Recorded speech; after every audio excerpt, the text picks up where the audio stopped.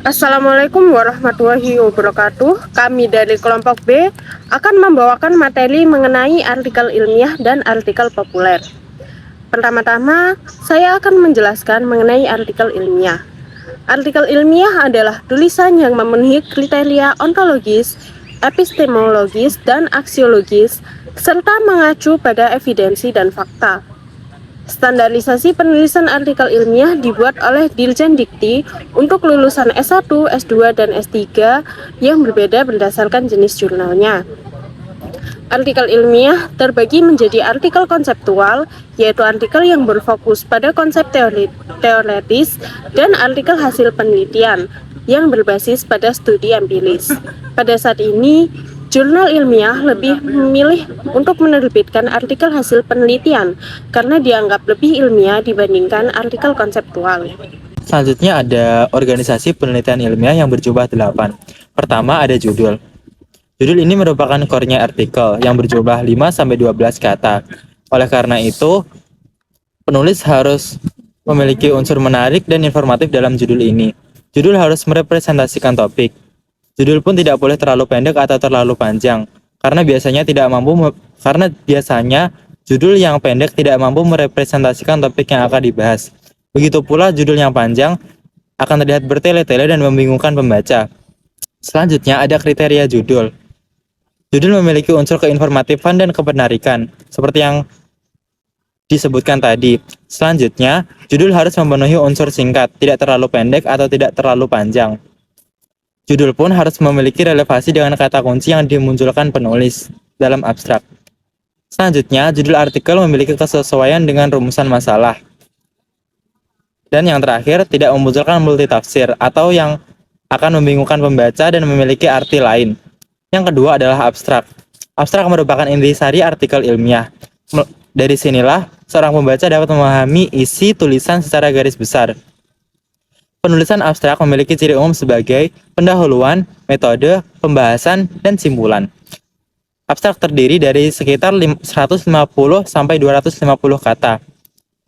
Terdapat kata kunci dalam abstrak ini seperti pendidikan, sains, psikologi, dan agama.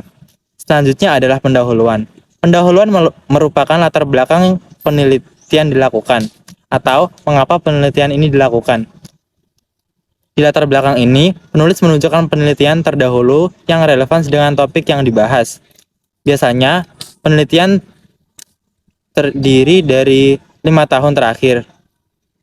Penelitian yang diambil adalah penelitian 5 tahun terakhir. Dalam pendahuluan berisikan latar belakang, rumusan masalah, dan manfaat. Latar belakang berisi mengapa penelitian itu dilakukan. Rumusan masalah berisi topik penelitian yang akan dijelaskan. Biasanya ini berupa kalimat tanya. Dan manfaat. Manfaat dikeluarkan eksplisit agar pembaca mengetahui manfaat penelitian tersebut. Masuk ke landasan teori. Landasan teori berisikan tentang teori yang digunakan sebagai landasan untuk penelitian. Artinya, teori tersebut digunakan untuk menganalisis. Ibaratnya, teori adalah pisau yang digunakan untuk membedah sesuatu. Dalam penggunaan teori, harus diperhatikan kesesuaian teori dengan sumber data yang akan digunakan. Misal, jangan sampai seorang peneliti membedah semangka dengan silet. Itulah yang disebut dengan istilah relevansi teori dengan topik yang dibahas. Penggunaan teori bisa secara umum atau general maupun spesifik. Contoh, perilaku anak adolesen ditinjau dari psikologi. General, perilaku anak adolesen ditinjau dari psikologi eksistensial atau spesifik. Teori yang digunakan dalam landasan teori dimunculkan dengan cara menelaah sumber yang dijadikan rujukan dan dipaparkan secara holistis atau menyeluruh seperti jurnal ilmiah, laporan penelitian, dan buku. Pemilihan sumber rujukan harus memiliki karakteristik seperti pemutakhiran data. Jika ada sumber rujukan menggunakan tahun 1990 dan satunya 2020, maka yang dipilih adalah sumber rujukan yang terbaru, yaitu 2020.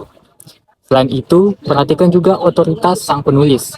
Jika ada buku yang memuat tentang filsafat dan ditulis oleh seorang filsafat, sedangkan buku yang satunya memuat tentang filsafat tetapi ditulis oleh seseorang yang bukan berlatar belakang filsafat, maka yang dipilih adalah buku filsafat yang ditulis oleh orang filsafat. Masuk ke bagian metode penelitian. Metode penelitian berkait dengan strategi peneliti dalam mendesain, mengolah, menganalisis, dan memaparkan hasil penelitian.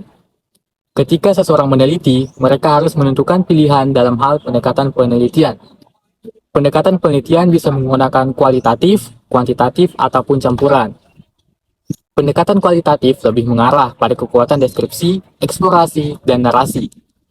Pendekatan kuantitatif lebih mengarah pada pengangkaan dan statistik. Sementara pendekatan campuran menggunakan deskripsi, narasi, dan pengangkaan.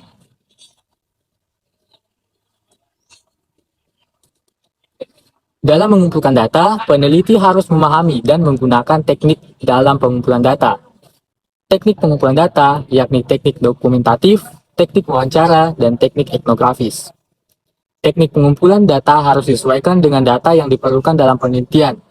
Misalnya studi sastra teks seperti novel, cerpen, atau drama. Teknik pengumpulan datanya menggunakan teknik dokumentatif, studi pustaka sebab data yang digunakan berupa teks. Selanjutnya ada analisis dan atau hasil diskusi pembahasan. Yang pertama, penulisan artikel ilmiah. Penulisan artikel ilmiah dibagi menjadi dua segmentasi. Yang pertama yaitu analisis. Analisis berkaitan dengan data yang dianalisis oleh peneliti. Yang kedua ada diskusi hasil pembahasan. Di PPT tertulis diskusi hasil tambahan. Jadi saya benarkan menjadi diskusi hasil pembahasan. Diskusi hasil pembahasan merupakan hasil analisis data yang telah didiskusikan, disintesiskan, dan dikomparasikan dengan hasil penelitian terdahulu. Lalu dalam penulisan artikel jurnal juga terdapat dua subbab, yaitu analisis dan hasil diskusi pembahasan. Kedua subbab ini memiliki isi yang sama seperti pada dalam penulisan artikel ilmiah. Namun, sering ditemukan juga dari beberapa artikel jurnal terdapat hanya satu subbab saja, yaitu pembahasan. Berikutnya ada simpulan. Simpulan harus berdasarkan pada hasil penelitian. Dan simpulan dilarang dan di dalam simpulan dilarang menyimpang dari pendahuluan, rumusan masalah, dan hasil penelitian. Selanjutnya ada yang terakhir ada daftar rujukan. Daftar rujukan atau sering kita dengar sebagai daftar pustaka merupakan pustaka atau kumpulan sumber yang dirujuk oleh sang penulis. Dalam menulis daftar rujukan, penulis hanya diperkenankan menulis rujukan yang dikutip saja. Hal-hal yang harus diperhatikan dalam penulisan daftar rujukan. Yang pertama, relevan dengan topik artikel ilmiah yang ditulis. Yang kedua, pustaka yang mutakhir, minimal 5 tahun terakhir. Dan terdapat perkecualian, pustaka kategori otoritas. Boleh digunakan meskipun tahun terbitnya lama. Yang ketiga, daftar rujukan merupakan rujukan yang primer, bukan sekunder. Dan yang terakhir, memilih daftar rujukan dari sumber atau penulis pertama yang berotoritas. Software yang biasa digunakan untuk membuat daftar rujukan, yang pertama ada Mendeley, yang kedua ada Zotero, dan yang ketiga ada EndNote. Oh ya, dan tidak boleh dilupakan, penulis juga harus menyesuaikan dengan bidang keilmuan untuk model daftar pustaka, seperti APA, MLA, Chicago, atau Turabian. Selanjutnya yaitu artikel populer. Artikel populer adalah tulisan opini yang muncul dalam media massa, disusun oleh kalangan akademisi, praktisi, atau masyarakat umum. Tujuan artikel populer adalah menyebarkan ilmu pengetahuan, riset, dan pemikiran tentang masalah politik, ekonomi, sosial, dan budaya kepada masyarakat pembaca. Kriteria artikel populer termasuk penggunaan bahasa yang populer dan mudah dipahami, substansi yang relevan dengan topik umum dan dekat dengan masyarakat, serta ditujukan kepada masyarakat umum. Menurut Stoffel, ia mengemukakan bahwa artikel populer harus jelas, taat asas, padat, dan to the point. Soles menekankan bahwa penulis artikel populer harus memperhatikan teknis kepenulisan seperti memilih topik, melakukan riset, menulis draft, dan mengedit tulisan.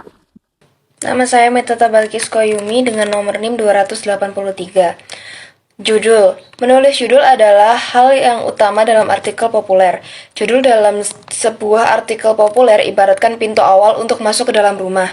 Untuk memahami seluruh isi di dalamnya, semuanya terletak pada judul. Penulis pemula sering kesulitan menulis judul yang layak untuk dijadikan judul. Menulis judul tidak ada formulasi khusus yang bisa digunakan sebagai acuan utama. Namun, menulis judul untuk penulis pemula memerlukan kriteria sebagai acuan. Kekuatan dalam menulis judul memang tidak serta-merta muncul. Seseorang memang membutuhkan waktu untuk memunculkan itu. Karena itu, preferensi dalam menulis, keuletan, dan kelihayan dalam memunculkan judul sangat diperlukan. Agar tulisan menjadi bagus, sebagai seorang penulis yang masih pemula, memang harus memperbanyak asupan gizi judul artikel populer. Paragraf pembuka.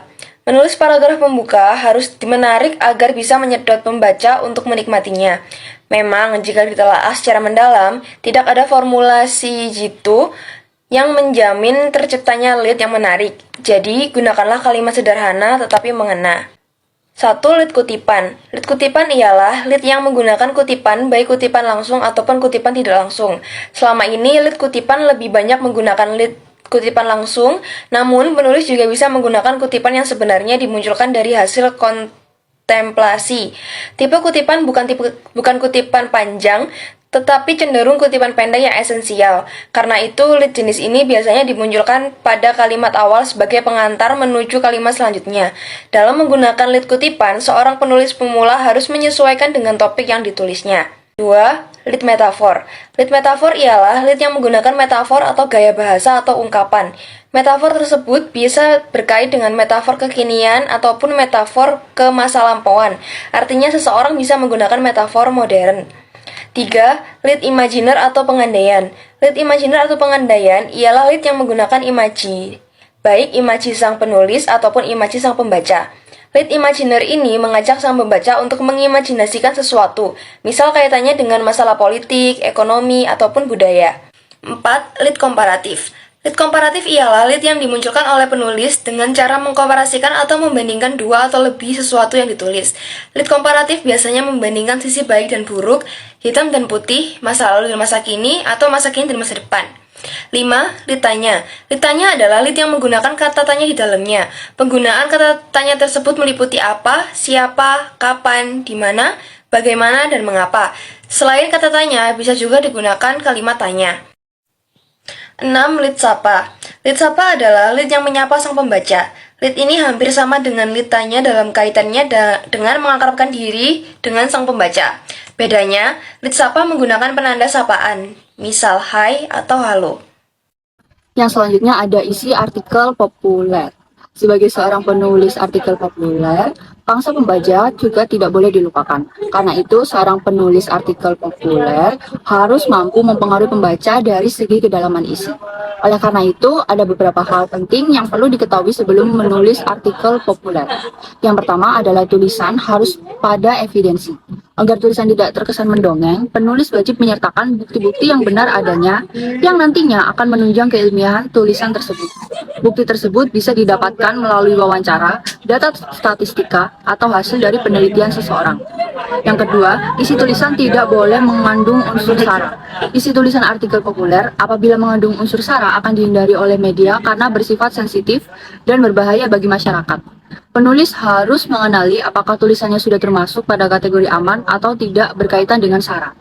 Yang ketiga, isi yang ditulis sesuai dengan ideologi yang diusung oleh media yang dituju. Setiap media mempunyai ideologi yang diusung. Karena itu, penulis harus menyesuaikan dengan ideologi yang ada agar bisa dimuat. Yang selanjutnya adalah memenuhi organisasi penulisan. Organisasi penulisan yakni pendahuluan, inti, dan penutup. Dalam menulis artikel, penulis harus mampu mengawali dengan pembukaan, lalu baru masuk pada inti topik dari artikel tersebut. Setelahnya, penulis juga pantasnya bisa memberikan simpulan, resolusi, maupun terobosan yang terkait dengan tulisannya. Selanjutnya ada penutup. Penutup adalah bagian yang berada di paling akhir dalam sebuah tulisan. Pada bagian penutup, biasanya penulis memunculkan saran dan alternatif yang berkaitan dengan fenomena yang telah dimunculkan pada bagian isi dan juga refleksi atas artikel yang dipaparkan.